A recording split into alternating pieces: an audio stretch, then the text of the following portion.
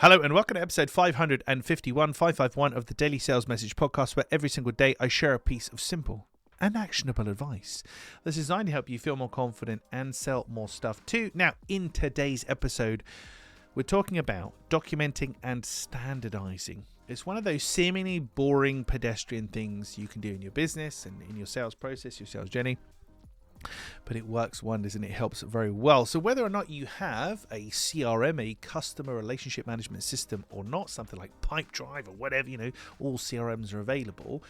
You do need to have a process where you move somebody along from we're talking to them, we've told them the price, they bought from us or they haven't, we've delivered the thing, we've recommended, reviewed, etc. Having a step-by-step process. And for me, the Clear Sales Message, it's pretty straightforward. The process is we've spoken to them, we have pitched them, and by that we mean like we've presented the price to them. They know what they've had an offer essentially. So we've spoken to them, we've offered them, they bought.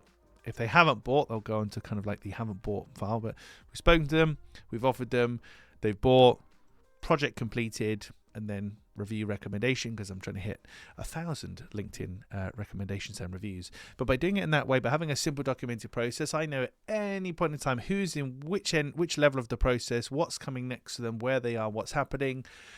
And sadly, lots of businesses don't have that. So today I want you, just this one thing, and we would call this your sales process. Think about the steps that happen, turning somebody from not buying from you to buying from you, and you delivering whatever you're going to deliver. Itemize those out and then take all of the people you're dealing with currently and put them into those pots. It could be on a simple Excel Google sheet, doesn't matter. It could be in a CRM like Pipedrive, really doesn't matter where you put it. But by doing that and having that visibility, you will feel a lot more comfortable and a lot more in control. And it's much easier to be slick and professional when you have things that are standardized and documented, and it's just not your first time at the rodeo. And I know that because I had the opposite happen to me the other day. Somebody asked me, a good colleague of mine, somebody I've worked with previously, asked me for a particular presentation, a particular asset, and I struggled to find it. I sent it to them previously on WhatsApp, and then I struggled to find it. And they said, blimey, that's not like you. Usually, you respond very quickly and you give us everything we need. So these things are picked up on, and people do appreciate them. The more professional you can be and the more professional you can appear, the more reassuring it is for your buyer that you can actually help them.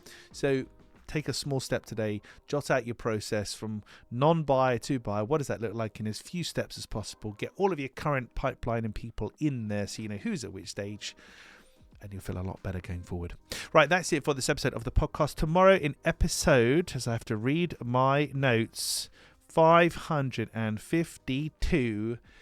Well, by the time you've listened to this episode, something very important will have happened. So it's not like a suicide note thing, don't worry. Something very important will have happened, but you'll find out in tomorrow's edition of the Daily Sales Message.